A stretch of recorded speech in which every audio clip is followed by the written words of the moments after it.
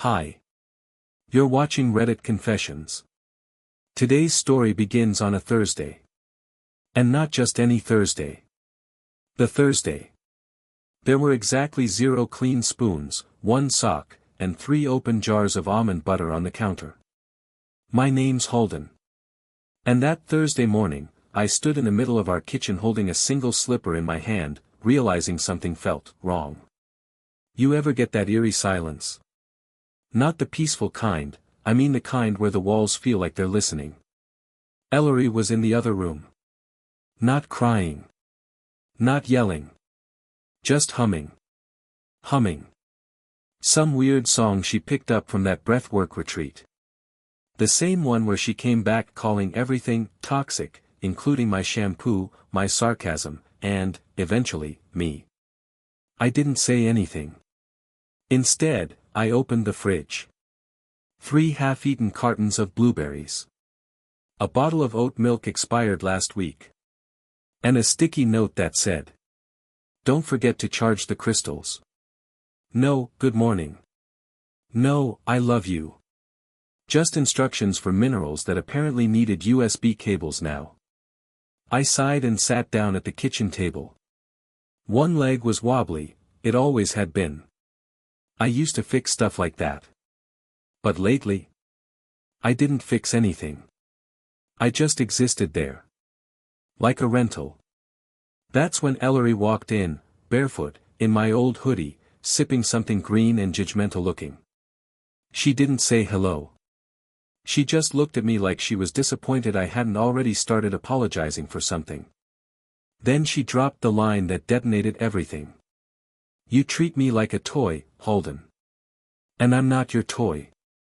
She said it like she was reciting a line from one of those "Awaken Your Inner Flame" Instagram reels. Calm. Rehearsed. Practiced in front of her ring light. I blinked. No yelling. No cursing. No drama. Just. "Okay," I replied. "Then I'll stop playing." And I stood up. No suitcase. No plan. I took my phone, my keys, and 1 granola bar, because I get shaky if I don't eat by 10. Ellery didn't flinch. Didn't ask where I was going. Didn't ask if I was okay. She just sipped her drink and said, finally. I got in the car, drove 3 blocks, and parked behind the Dollar Tree, because I couldn't think of anywhere else to go. And then I just sat there. For 3 hours. Listening to the soft ticking of the hazard lights and wondering how I'd become this, the guy eating stale peanuts in a parking lot while his wife aligns her chakra with a singing bull named Gerald. I didn't leave her. I didn't storm off. I just vanished. Softly. Like a whisper escaping a room that stopped listening. What happened next wasn't a rescue attempt. It wasn't a change of heart. It was her Instagram story. A boomerang video of her clinking glasses with someone at a rooftop bar. And that's when it really hit me. She didn't see my absence as a loss. She saw it as permission. But what she didn't expect was that freedom. It comes with echoes. And the thing about echoes? They always bounce back louder. 3 hours turned into 8. I sat in that Dollar Tree parking lot, phone face down, trying to convince myself I was being mature, noble, even, by not texting her. But the truth? I was hoping she would. That little vibration. A ding. A missed call. Anything. It never came. Instead, around 5:42 p.m., my phone buzzed with a message from a guy named Seth. One of Ellery's new spirit brothers, which is what she calls the group of men she met at a cacao ceremony last month. Seth wore a beaded necklace and once told me that monogamy was a colonial illusion. He also borrowed my socks. Anyway, the message just said, "Hey man. Ellery said you're taking space. We're all here for her. Respect. Taking space. Like I was a houseplant on timeout. I don't know what stung more, that she'd told people we were separating before even saying it to me, or that Seth, of all people, thought he was part of the story. I threw my phone into the passenger seat and just stared through the windshield at the blurred outlines of people buying toilet paper and off-brand soda. They all looked so normal. Like their lives made sense. Mine felt like I had fallen into an Instagram reel and couldn't find the exit.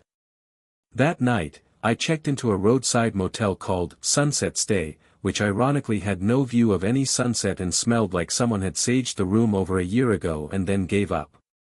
I laid on the bed, scrolling through her posts, and found something that made my chest feel hollow. She had uploaded a video. Ellery, my wife, sitting cross-legged in our living room, with soft lighting and ocean sounds playing in the background. She was holding a cup of tea and looking into the camera like she was delivering sacred truth. Sometimes, she whispered, we must unchain ourselves from people who see us as accessories to their life. She sipped. I wasn't born to be convenient. I stared at her face, framed in digital softness, and didn't recognize her. This wasn't the woman I married. This was someone performing grief like it was a one-woman show, and the worst part. The audience was eating it up. Comments poured in. Yas queen. So proud of you for choosing yourself. Cut the anchors, girl. Let him sink. Let him sink. I closed my phone, and something inside me went completely still. Not angry. Not vengeful. Just suspended. And then it happened. Someone knocked on my motel door. I wasn't expecting anyone. No one knew where I was. I peeked through the curtain, heart racing. It was Janelle. Ellery's best friend. Mascara smudged. Holding 2 brown paper bags and wearing an oversized sweatshirt that said, emotionally exhausted. I opened the door slowly. What are you doing here? I asked. She didn't answer. She just walked in, placed the bags on the tiny table, and said, I couldn't take it anymore. I blinked. Take what? She turned to me, eyes already welling up, and whispered something I'll never forget. You need to know what she's been doing, Holden. She started this weeks ago. Before the spoon. Before the fight. She already had a plan. I stood there frozen as Janelle pulled out her phone, tapped a few times, and handed it to me. A series of screenshots. Messages. Names I didn't recognize. Dates that didn't add up. Locations I didn't know she'd been to. And then, the final picture. A rooftop. Her cocktail. And a man's hand, resting lightly on her thigh, wearing my wedding band. Not his. Mine. She had taken it. She had used it. In some twisted post-breakup symbolism, while I wasn't even gone long enough to wash the granola crumbs out of my cup holders. I handed the phone back to Janelle, my vision slightly blurry. She whispered, she told me it wasn't cheating because your energy wasn't aligned anymore. I laughed. Loud. Sharp. A real one. The kind of laugh that scares you because you don't know what it's made of, sadness or pure disbelief. And then I said the one sentence that made Janelle physically flinch. I think she actually believes that. And that's the moment I decided I wasn't going back.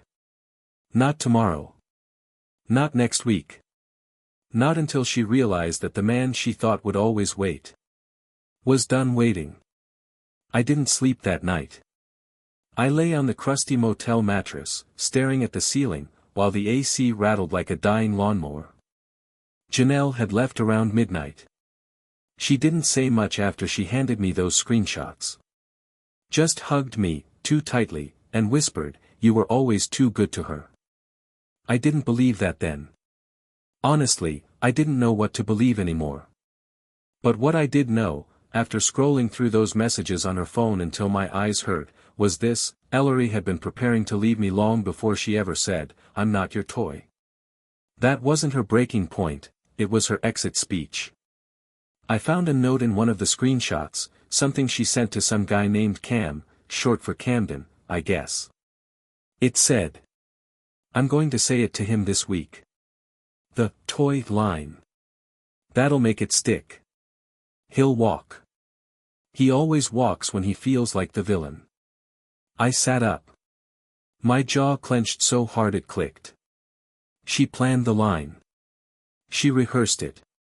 And I did exactly what she wanted. I walked away feeling guilty, like I was controlling or selfish or emotionally dim. When in reality, I was just available. Present. Consistent. And those things, in her world of spontaneous energy rituals and letting the universe speak, made me boring. Predictable. Dull. The next morning, I drove back to our place. Not to talk.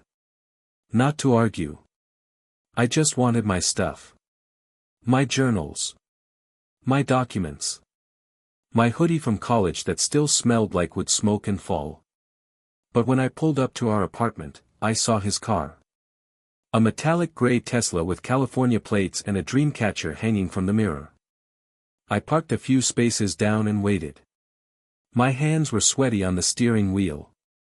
I counted the minutes. 12, 15, 17. Then the door opened. And there she was. Ellery.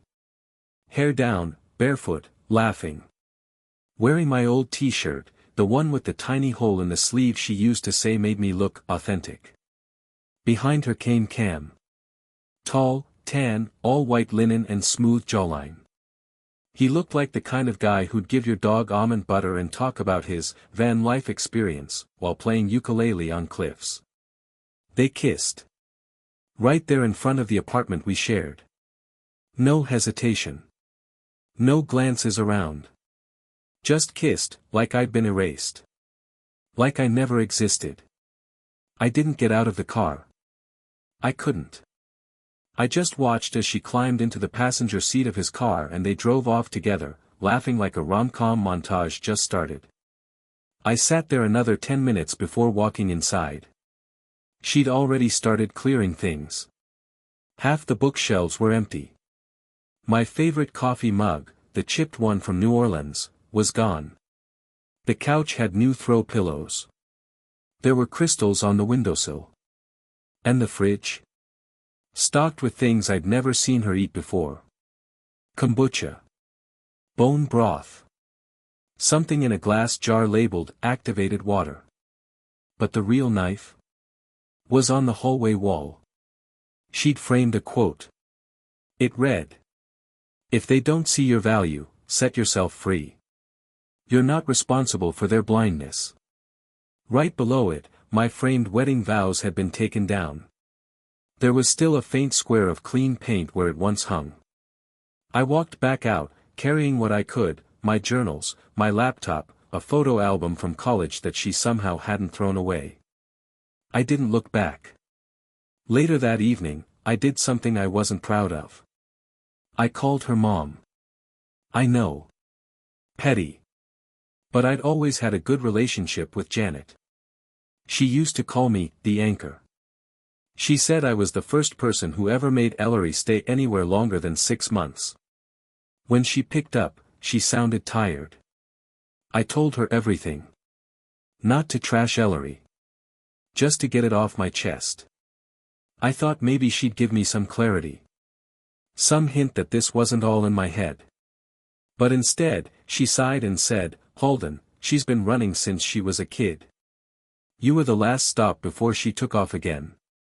And then, almost like she was talking to herself, she added.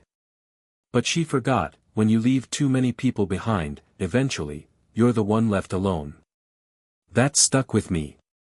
That night, I posted on Reddit for the first time in years. I didn't name names. I didn't go into details. Just a quiet little post in a relationship thread titled, "When someone sees you as a phase, but you thought they were your home." It got 3 likes and a hug emoji. But that was enough. Because that's when I realized, maybe I wasn't the one who didn't see her value. Maybe I was the one who overestimated mine in her eyes. But the story doesn't end here. Because a few days later, I got an email. From him. Cam. Subject line, you don't know the whole story. When I first saw the email notification, I thought it was spam. The subject line read like clickbait, you don't know the whole story. I hovered over the sender, Cam_Wandersal at something Gorather, and for a second, I hesitated. It felt like opening it would invite chaos. Like clicking would make this whole twisted chapter even more real. But curiosity.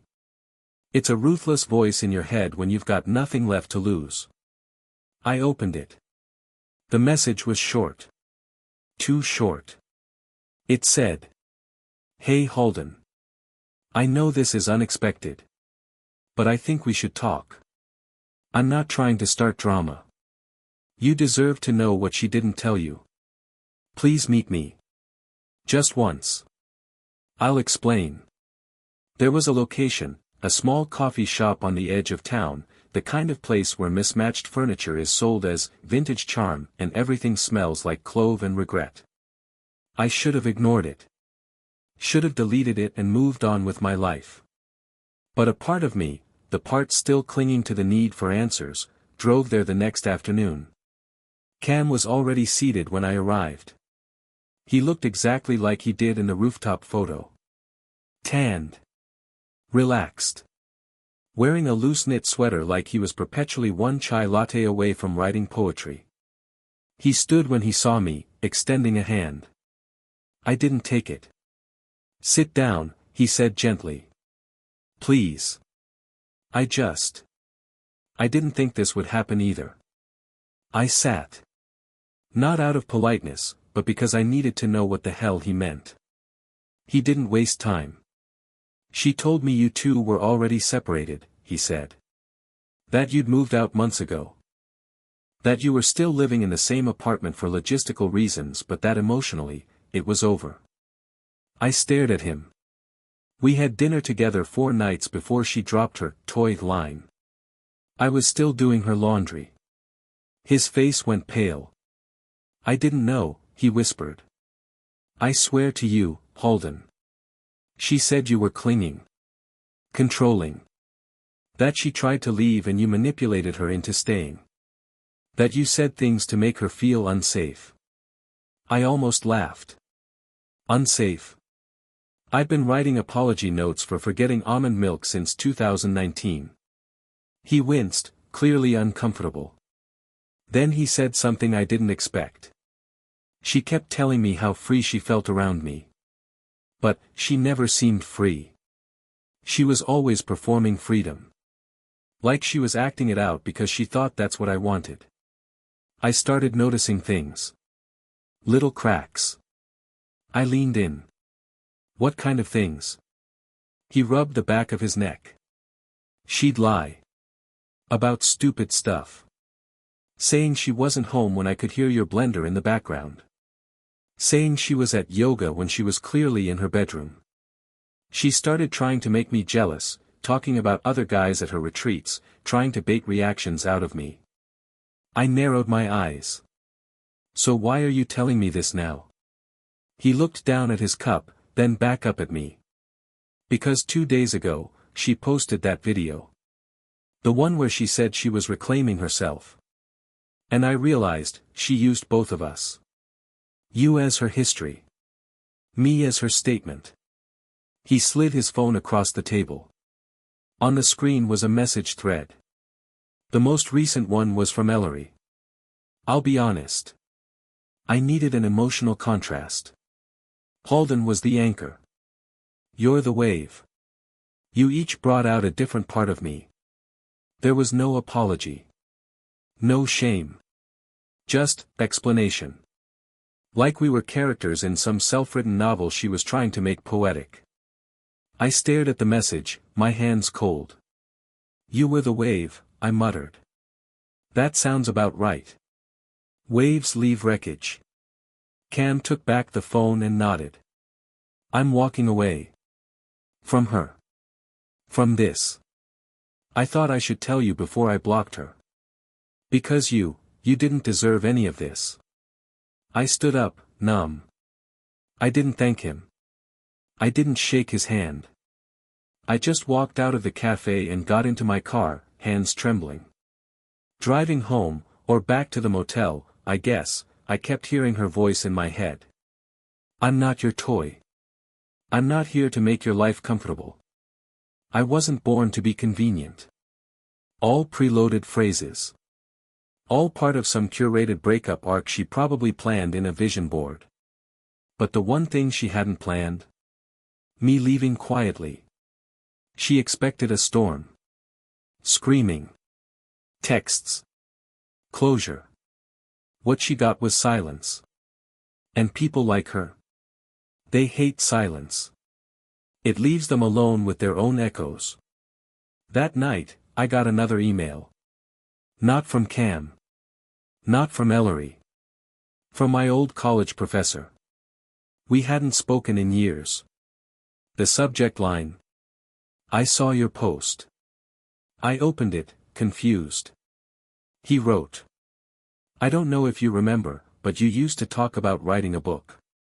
You said one day, if something hurt enough, it might be worth putting on paper. Just wanted you to know, sometimes pain is the only honest ink. And that's when it clicked. Maybe this wasn't a tragedy. Maybe this was the start of the story I was always supposed to tell. One she'd never get to rewrite. 3 days passed without a word. I kept my phone on silent, but I checked it constantly, out of habit more than hope. Nothing from Ellery. No calls. No texts. Not even a passive-aggressive note about energetic detachment. At one point, I caught myself scrolling through her Instagram again, half expecting to see another rooftop boomerang or one of those long captions she loved to write about sovereignty and the alchemy of grief. But instead, her profile had vanished. At first, I thought she blocked me. But when I searched from a burner account I once used to monitor Facebook Marketplace scams, don't ask, it was gone there too. She had deleted everything. No followers. No photos. No inspirational quotes about moon cycles or cacao. That's when I realized something was happening behind the scenes, something I hadn't predicted. Ellery was unraveling. The silence was working. See, Ellery had always been the kind of person who needed a response to feel real. She fed on it. Loved it. Whether it was adoration or resistance, it made her feel like the center of something. And now, she was spinning in a vacuum of her own design, and it was starting to crack her open. I got the text the next morning. Just one line. Can we talk? Please. My fingers hovered over the screen. My stomach turned. I didn't respond. Not for 10 minutes. Not for an hour. I waited until the next day. Then I wrote back. If you're ready to tell the truth. No scripts. She replied instantly. Tomorrow. Noon. Our apartment. I don't know why I agreed. Maybe part of me still wanted closure. Maybe I wanted to see the look on her face when she realized I wasn't the same version of myself she left standing in that kitchen. I arrived at exactly noon. She opened the door slowly, barefoot, wearing a beige wrap and no makeup. Her eyes were red. I walked past her without a word and sat on the edge of the couch, not the spot I always used to take. I didn't want to slip back into old muscle memory. She sat across from me. The silence stretched long. Then she exhaled and said, I thought you'd scream at me. I stared at her. You thought this was about you. That shook her. I saw it. Just for a second, her face twitched like she wanted to snap back, defend herself. But she didn't. Instead, she nodded. I was selfish. I didn't speak. Let her keep going. I thought I needed to shed who I was. That you were part of the weight I had to leave behind. But I didn't realize, her voice cracked. I didn't realize I was the one dragging us both down. I folded my arms. You made me the villain. You rehearsed your breakup. You lied to people about me. Did you think I wouldn't find out? She flinched. No. I mean, yes. I didn't think you'd just disappear. I thought you'd fight. That you'd give me the drama I needed to feel justified. I shook my head. You needed me to explode so you could say, see. He was toxic. He was controlling. You couldn't stand that I just let you go. Tears were spilling now. Real ones, I think. But I wasn't there to rescue her from herself. I didn't love Cam, she whispered. That doesn't matter, I said flatly. She looked at me like I'd just slapped her. What do you mean? I leaned forward. Because you didn't respect me. And that's worse. Her bottom lip trembled. I don't know who I am without being adored. There it was. The confession. The rot underneath all the affirmations and empowerment slogans. I stood. You know what the scariest thing is, Ellery? You weren't afraid of being unloved. You were afraid of being unseen. And the second I stopped looking, you vanished. I turned to leave, but she called out. Wait. Halden. I found something. You should see it. Reluctantly, I turned. She walked to the hallway and came back holding a small box, one I hadn't seen in years. It was old, wooden, and covered in travel stickers from when we used to make vision boards about all the places we'd go. She opened it slowly and handed me what was inside, a letter. Folded twice. My handwriting. It was from our second year together. A note I'd written and tucked into her bag before a work trip. She whispered, I read this last night and realized. I never deserved you. I unfolded it. My own words stared back at me. If you ever feel lost, just remember, there's someone out there who thinks the sun shines a little warmer when you smile. I folded it again, quietly. She looked up, hopeful. Could we ever? No, I said. You don't get to burn the bridge and ask to walk across the ashes. Then I walked out. This time, for real. No drama. No slammed doors. Just the sound of my own footsteps. And the distant echo of a woman finally realizing the silence she begged for, was the sound of her being forgotten. It had been 2 weeks since I walked out of that apartment for the final time. The world outside had kept turning, of course, people went to work, leaves fell from the trees, strangers stood in line for overpriced lattes, unaware that my life had just folded in on itself and begun to rebuild. Slowly. Unevenly. I was crashing on my cousin's pull-out couch in a loft above his motorcycle repair shop. He was gone most days, out on jobs, which left me with quiet mornings, grease-scented afternoons, and a lot of time to think. Strangely, I didn't miss her. I missed who I thought she was. And that distinction mattered now. I had started writing again. Not even about her, not directly. But something about emptying my mind into words gave me a strange kind of oxygen. I wrote about spoons. About silence. About how love, if misused, turns into theater. My fingers remembered how to speak long before my mouth did. Then one morning, a manila envelope showed up at the repair shop. No return address. Inside was a torn piece of notebook paper with only 4 words written in tight handwriting. You should read this. Beneath it was a folded letter. I recognized the envelope immediately. It was the stationery Ellery used to write to herself. She'd gotten the idea from a retreat in Arizona.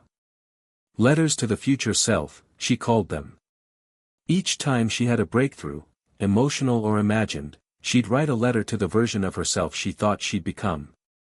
She never let me read them. Claimed they were sacred. But this one?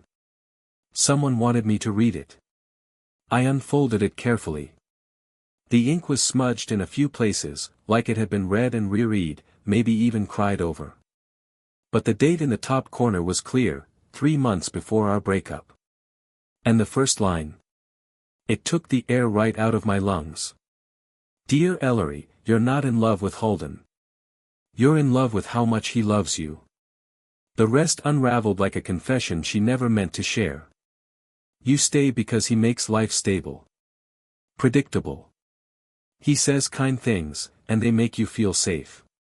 But you don't want safety. You want chaos. Fire. Mystery. He folds your laundry while you dream about being unraveled. You can't grow in a greenhouse, even if it's beautiful. That's why you'll sabotage this. Because he deserves someone who doesn't see love as confinement. I read it 3 times. Each time felt like a slow-motion punch to the stomach. She knew. She knew she would ruin it. She planned the destruction the same way someone folds a paper boat and sets it in the river, not because they hate the boat, but because they want to see how far it floats before sinking. And then I noticed something scribbled in pencil at the bottom. A different handwriting. Less polished. Slanted and rushed. I found this in her journal. I couldn't keep it hidden. I'm sorry. There was no name. No signature. But I knew immediately who had sent it. Janelle. It had to be. She'd always known more than she admitted. And now, she was handing me the last piece of the truth, the one that Ellery had buried even from herself. I sat on the shop floor, legs crossed, the letter trembling in my hands. And for the first time since everything collapsed, I didn't feel pain. I felt clarity. Ellery hadn't broken me.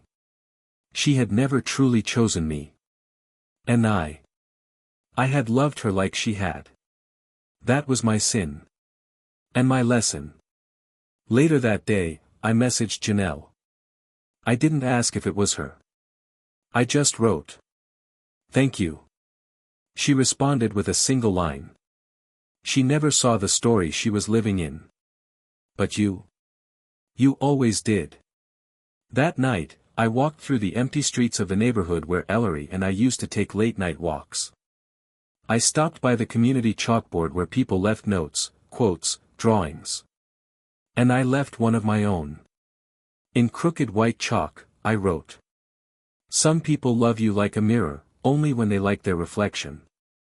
I didn't sign it. Didn't need to.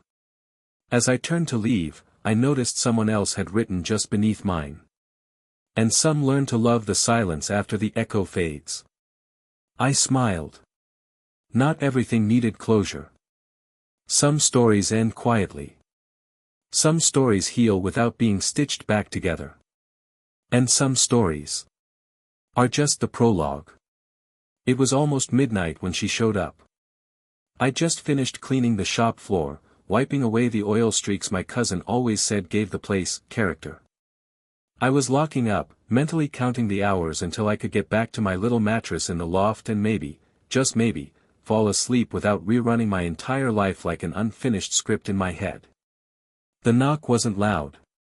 It was soft, slow, like she didn't even know she wanted me to hear it. I opened the door halfway.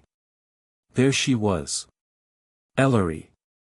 Hair pulled back, eyes dull, face pale in the flickering amber light from the sign above the garage. She looked smaller than I remembered. Not physically. Just, deflated. Like someone who had spent all their energy trying to win a battle they secretly hoped to lose. I didn't say anything. She looked down, then up again. I didn't know where else to go. I stared. You had a man. You had your vision boards. Your crystals. Seth. Cam. The Instagram crowd. You had everyone but me. She looked away, embarrassed. That's why I came here. I leaned against the doorframe. You expecting a rescue? She shook her head. I'm not asking to come back. That surprised me. Then why are you here? I asked. She reached into her bag, pulled out an envelope, and held it out with trembling hands. I didn't take it. What's that? She hesitated. My mother passed 2 days ago. I didn't know who else to call. I couldn't do the arrangements alone. The words felt like a trap. Not in a manipulative way, but in the way someone weaponizes grief without realizing it. I swallowed hard. Her mom, Janet, had been kind to me. Always. She once told me I was the first person to make Ellery feel less like a thunderstorm. And now she was gone. Why me? I asked. You burned every bridge between us. Because, she said, her voice cracking, you're the only person who ever saw the real version of me. The one I can't perform as. That line hit hard. Not because it was flattering. But because it was true. I stepped outside, took the envelope from her hand. She looked at me like that gesture alone had rebuilt something between us. But it hadn't. What's in here? The will. She left something for you. That stopped me cold. Me? Why? Ellery shrugged. I didn't ask. I haven't opened it. I opened it right there, in front of her. It was a letter. Short. Typed. To Holden. If you're reading this, I'm no longer around to say what I always meant to. You were the only steady presence my daughter ever had. You may not be her husband anymore, but for a while, you were her compass. People like you are rare. I wanted you to know, I saw you. And I'm sorry she didn't. I folded the letter slowly, then looked at Ellery. Her eyes were filled with something that looked like envy more than sorrow. She left you the lake house, she mumbled. She said you'd find peace there.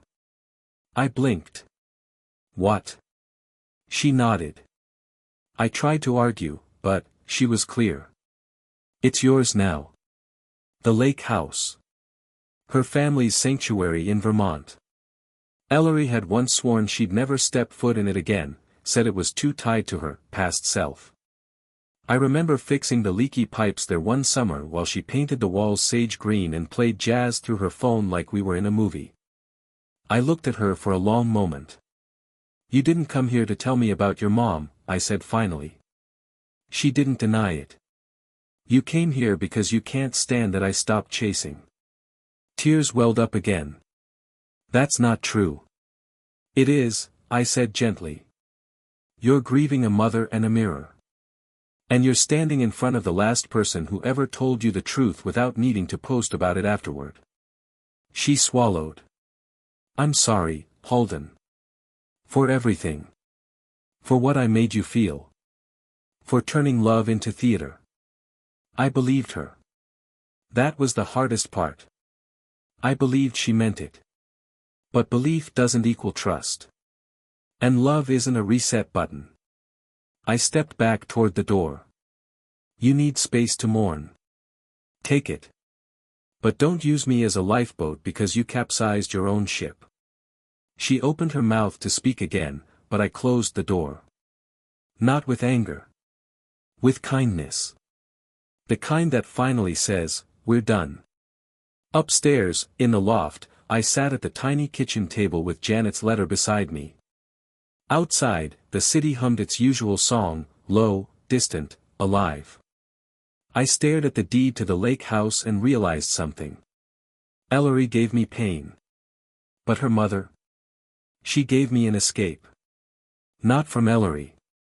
From the version of myself that thought love had to hurt to be meaningful. And maybe, just maybe, the final chapter wasn't revenge or reconciliation. Maybe it was rebirth. The road to the lake house was long, winding, and exactly the kind of scenic you don't appreciate until your life has been hollowed out and you're desperate to refill it with something real. I hadn't been back here since the summer of 2017. Back then, Ellery was painting the deck in barefoot bliss, and I was recaulking windows with the quiet satisfaction of someone who still believed in forever. This time, I came alone. The key was tucked inside the letter Janet left me. The metal clicked in the lock like it had been waiting. When the door opened, the scent hit me, pine, old books, the faint trace of the lavender oil Ellery's mom used to keep on every windowsill. Nothing had changed. And yet, everything had. The living room was still small and crooked. The same scratch ran down the coffee table from the time Ellery dropped a mug during a thunderstorm and blamed it on the universe shaking her awake. I smiled at the memory, not because I missed it, but because I finally saw it for what it was, a moment. No more, no less. I didn't unpack right away. I sat on the floor, opened the windows, and let the wind speak. No buzz from phones. No curated captions. Just wind. That night, I built a fire in the wood stove and pulled out my laptop. For the first time in a long time, I wasn't writing to fix something. I was writing to remember who I had been before Ellery turned our life into a performance. Before I let myself become the prop. I wrote a piece called The Sound of Letting Go. Not a revenge story. Not a list of wrongs. Just a soft, steady reckoning. About spoons, and silence, and how sometimes the most powerful thing you can do is walk away and mean it. When I woke the next morning, the lake was still. No boats. No birds. Just mist curling over the surface like the sky was whispering secrets to the water. I stepped outside barefoot. The wood was cold. The breeze clean. And for the first time in months, I didn't feel like someone who had been left. I felt like someone who had arrived. I still don't know where Ellery is now. I don't know if she found someone new to reflect herself in. But I know this, I'm not angry. I'm not waiting. And I'm not invisible anymore. Thank you for joining me on this journey. If you've ever had to walk away from someone you loved, not because you stopped caring, but because they stopped seeing you, I hope this story made you feel a little more seen. Now it's your turn. Tell me in the comments, was there ever a moment in your life when walking away turned out to be the beginning instead of the end? And don't forget to like, subscribe, and share your story with us here on Reddit Confessions, where real stories meet real hearts. Until next time, take care of yours.